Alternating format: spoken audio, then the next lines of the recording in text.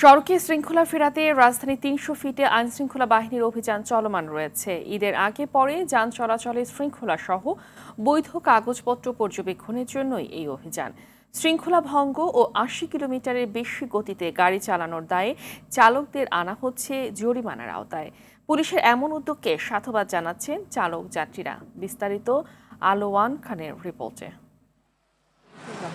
৩০০ fit Kuril থেকে কাঞ্চন bridge পর্যন্ত ১২.৫ kilometre দীর্ঘ ১৪টি লেনের ৮টি এক্সপ্রেসওয়ে। মহাসড়কটিতে নিয়মিত চলাচল করে দ্রুতগামীর যান। অনেক চালকই শৃঙ্খলা না মেনে বেপরোয়াভাবে গাড়ি চালানোর প্রায়শই দুর্ঘটনা ঘটে।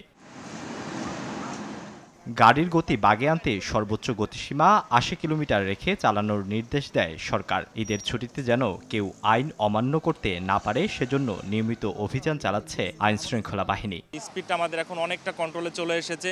যেগুলো আগে 80+ ম্যাক্সিমাম গাড়িগুলো থাকতো, সেই গাড়িগুলো এখন আমরা 70 বিলো এরকমভাবে আমরা পাচ্ছি ম্যাক্সিমাম গাড়ি। এবং যে গাড়িগুলো 80+ আমরা পাচ্ছি, সেই গাড়িগুলোকে আমরা আইনের আওতায় এনে তাদেরকে মামলা দিয়ে আমরা সেই গাড়িগুলোকে ছেড়ে দিচ্ছি। মামলা আর জরিমানা গুনতে হলেও পুলিশের এমন কাজকে সাধুবাদ জানিয়েছে চালক ও যাত্রীরা। সেফটিটা আমাদের first priority as drivers, as a citizen. পদ্ধতি যদি সঠিক থাকে তাইলে এটাকে ভালোই বলা চলে, কার্যক্রমটা ভালোই। আজকে নতুন করে একটা ঈদ হচ্ছে এরা, ঠিক আছে, যে ৮০ থাকার কথা স্পিড, এই জায়গায় ৯৬ হয়েছে।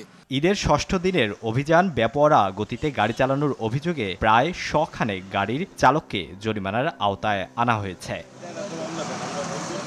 আলোয়ান খান, RTV, ঢাকা।